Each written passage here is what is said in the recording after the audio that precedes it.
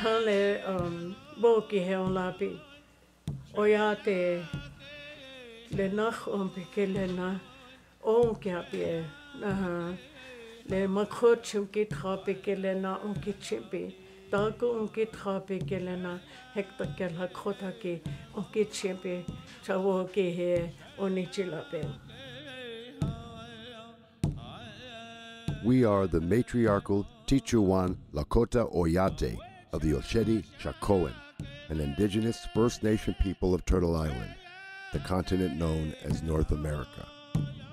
In togetherness with our buffalo relatives, the Tatanka Oyate, we once roamed freely across the vast prairies and hills of the northern Great Plains, until the occupation of these lands by the expanding United States Empire. Born over thousands of years, our sacred way of life taught us to live, love, and thrive, qualities that endure in our survival today. As we move beyond 7 generations in our unyielding struggle to resist genocide, our matriarchal grandmothers are taking back their strength once again. In togetherness with Lakota warriors and people, we speak out for accountability and change to end the atrocities that keep us from healing our nation. Only by understanding our story can our people live free once again. To our relatives from the 4 directions, we ask you to listen not only with your ears, but with your hearts. From the Pine Ridge Indian Reservation in the place you know as South Dakota, this is our story.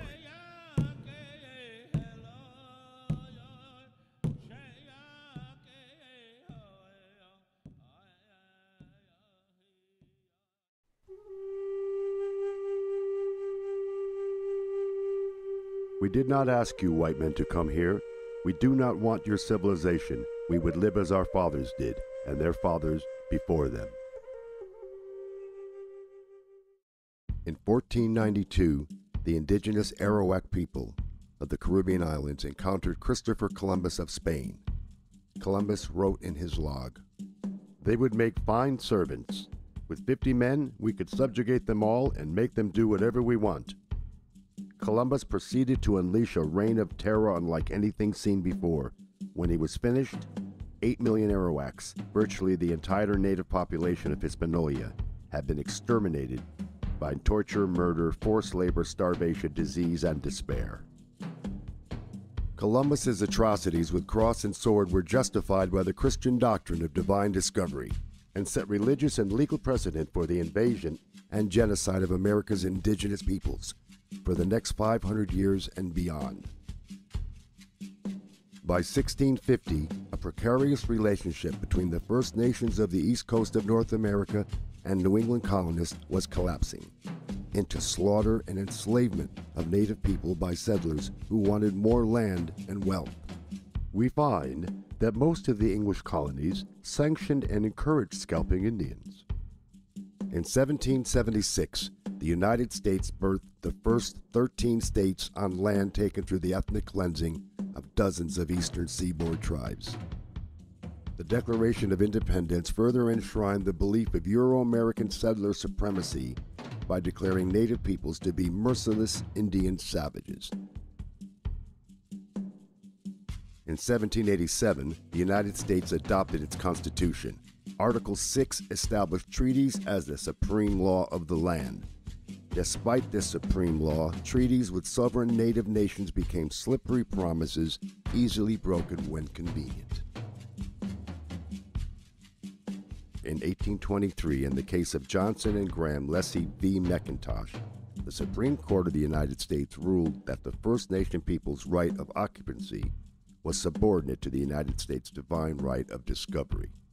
The United States has unequivocally agreed that discovery gave an exclusive right to extinguish the Indian title of occupancy. This landmark ruling provided legal cover for governmental policies that would claim white Euro-Christian supremacy as justification for stealing indigenous lands and for the genocide of native peoples. In 1849, The California Gold Rush triggered the mass western migration of settlers, putting them in direct conflict with existing indigenous nations. In 1851, anxious to protect white settlers on their way to California and to avoid a full-scale war with the Lakota and our allies, the United States requested the Treaty of Fort Laramie with the Sioux and other northern Great Plains nations. 6 Sioux men signed the treaty, which recognized the Lakota Nation's sovereignty over a vast territory amounting to approximately 5% of the continental United States. With the end of the Civil War in 1865, the United States sent its war-hardened soldiers on a crusade to settle the West. Led by the growing dogma of manifest destiny, the U.S. claimed the God-given right to expand its borders from sea to shiny sea. Damn any man who sympathizes with Indians. I have come to kill Indians and believe it is right and honorable to use any means under God's heaven to kill them. In 1868, unable to defeat the warriors of the Sioux, Cheyenne, and Arapaho nations fighting to protect our lands and people, for the first time in its history, the United States appealed for peace and drafted the Second Treaty of Fort Laramie. The treaty established the Great Sioux Reservation, including the Black Hills and unceded Indian Territory, to be set apart for the absolute and undisturbed use and occupation of the Indians, and that no white person or persons shall be permitted to settle upon or occupy any portion of the Indian Territory. Unable to defeat our free Lakota people with military might, the U.S. government increased the use of deceptive practices to subvert our matriarchal system and to create the appearance of agreement when our lands and rights were stolen. It is my purpose to utterly exterminate the Sioux. They are to be treated as maniacs or wild beasts, and by no means as people with whom treaties or compromise can be made. Just 3 years later, in 1871, the U.S. government ceased to recognize Indian nations as sovereign and independent with the passage of the Indian Appropriation Act.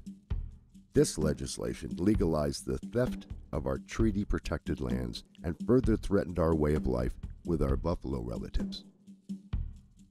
The civilization of the Indians is impossible while the buffalo remain upon the plains. The mass slaughter of our buffalo relatives, the Tatanka Oyate, lasted from 1871 until 1910. In just the first 7 years, buffalo hunters decimated the great herds of buffalo nearly to extinction.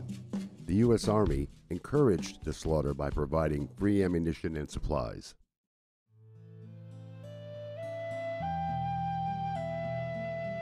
In 1873 alone, buffalo hunters massacred more than 1.5 million buffalo. As planned, our people became increasingly dependent on the U.S. government for even the most basic of human needs, like food, clothing, and shelter. In 1874, after illegally trespassing on Lakota territory, General George Custer publicly announced the discovery of gold in the Pahasapa, the Black Hills.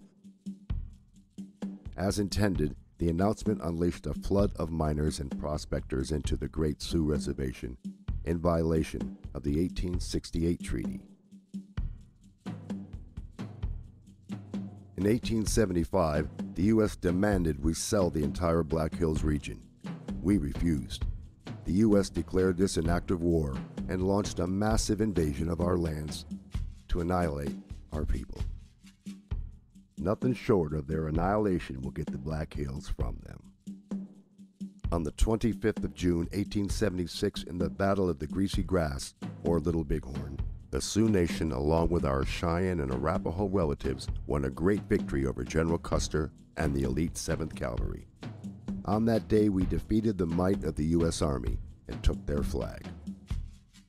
Seeking revenge for their defeat, the U.S. Army directed Colonel Randall Mackenzie to unleash total war.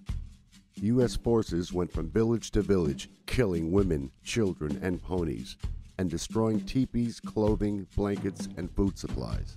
The U.S. then launched a sell or starve policy and withheld rations to coerce our people to sell the Black Hills, and to relinquish our sovereign rights. These inhuman atrocities forced the surrender of many Lakota people to the U.S. agencies by spring of 1877. Despite being on the brink of starvation, few of our people signed the agreement to cede the Black Hills. When the paper was signed by Red Cloud, Spotted Tail, and others to give up the Black Hills, the majority of the Indians of the Teton Sioux tribe were not there, and they never consented to giving up the Black Hills, and never gave those chiefs permission or authority to sell or give up the Black Hills. Unable to obtain the required 3/4 consent, the U.S. seized the Black Hills with an act of Congress, in violation of the 1868 Treaty of Fort Laramie. Incensed by the illegal seizure, negotiator for the U.S. Henry Benjamin Whipple wrote, "I know of no other instance in history where a great nation has so shamefully violated its oath. Our country must forever bear the disgrace and suffer the retribution of its wrongdoings. Our children's children will tell the sad story in hushed tones and wonder how their fathers dared so to trample on justice and trifle with God."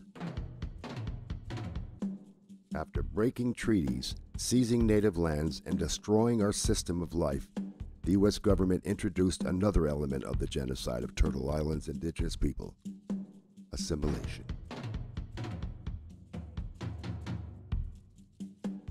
Kill the Indian, save the man. In the 1880s, the U.S. government joined forces with Christian and Catholic missionaries to steal Native children, as young as 2 years old, from their families, ship them to schools far away, burn their clothes, and cut their hair, deprive them of loving family contact for years, and use mental and physical abuse to force their assimilation into American society and the Christian religion. There are but two goals for the Indians: civilization or annihilation. In 1883, the U.S. created the Code of Indian Offenses to criminalize our culture and spiritual practices such as the Sundance, the giveaway, gifts for the bride, feasts, and medicine men. Punishments included fines, hard labor, imprisonment, and withheld rations. In 1885, the U.S. Congress continued its assault on tribal sovereignty by passing the Major Crimes Act, which unilaterally extended U.S. jurisdiction over major crimes into sovereign Lakota territory. In 1887, the U.S. Congress approved the General Allotment Act to divide communal land of the Great Sioux Reservation into individual parcels of privately owned property assigned to tribal members. Our people had no concept of individual ownership of our Mother Earth. The Indian must be imbued with the exalting egotism of American civilization, so that he will say "I" instead of "we," and "this is mine" instead of "this is ours." 2 years later, in 1889, in violation of the 1868 Treaty of Fort Laramie, the U.S. Congress passed an act to divide the Great Sioux Reservation into 5 separate and smaller reservations, including the Pine Ridge Reservation. The U.S. government opened the remaining 11 million acres of Sioux Treaty territory for public purchase, including sacred sites and burial grounds our people used for thousands of years. Having wronged them for centuries, we had better, in order to protect our civilization, follow it up by one more wrong and wipe these untamed and untamable creatures from the face of the earth. By 1890, our Lakota people, once powerful and free, were entirely dependent on the U.S. government. The U.S. had forcibly removed our people from our homeland, confined them to reservations, cut their rations by half, stolen our children, and decimated the great herds of our buffalo relatives. On the 29th of December, 500 soldiers of the U.S. Army's 7th Cavalry Regiment surrounded Bigfoot's band of about 350 Lakota people at Wounded Knee Creek, and along with 4 rapid-fire Gatling guns, massacred 312 of our men, women, and children.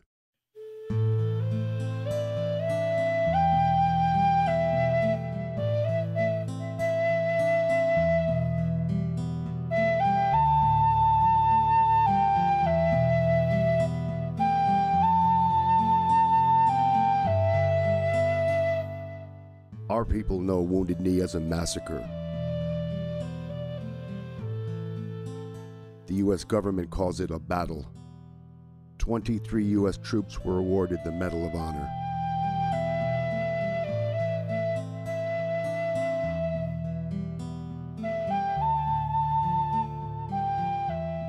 Something else died here in the bloody mud and was buried in the blizzard. A people's dreams died here. It was a beautiful dream. The nation's hoop is broken and scattered.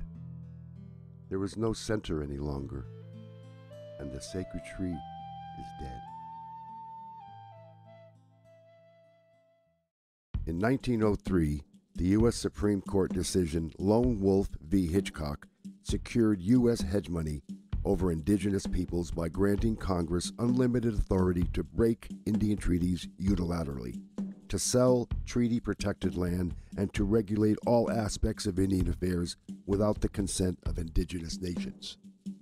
In 1934, President Franklin D. Roosevelt and the U.S. Congress passed the Indian Reorganization Act, the IRA. In a misguided attempt to fix the indigenous nations the U.S. deliberately had broken. Despite opposition from traditional elders and in violation of the 1868 treaty, John Collier, Commissioner of Indian Affairs, and Harold Ickes, Secretary of Interior, illegally approved the IRA Oglala Sioux Tribal Council and Constitution for the Pine Ridge Reservation with the support of only 1,348 tribal members out of an estimated 12,000 Oglala Lakota people. Most of our people were ineligible, unable, or unwilling to cast a vote. In the 1960s and 70s, U.S. Indian Health Services, IHS, physicians performed involuntary sterilizations on thousands of Lakota women aged 15 to 44. IHS facilities singled out full-blood Lakota women for sterilization procedures.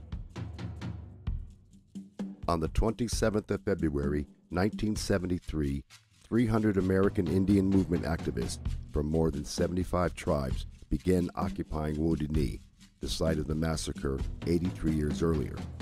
Traditional elders from Pine Ridge sought to exercise our people's natural right to sovereignty and to take a stand against the corruption of the illegal Oglala Sioux tribe government.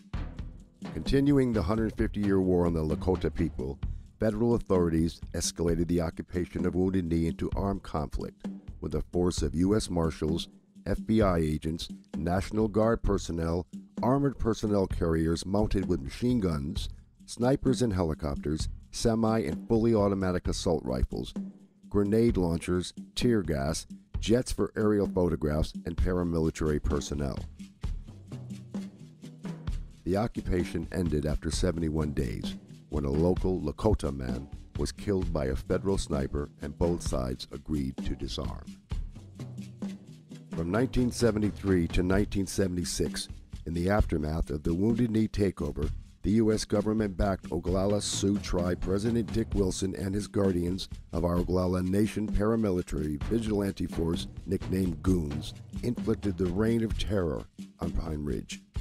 More than 60 grassroots activists, traditional full-blood Lakota people, and our supporters were assassinated.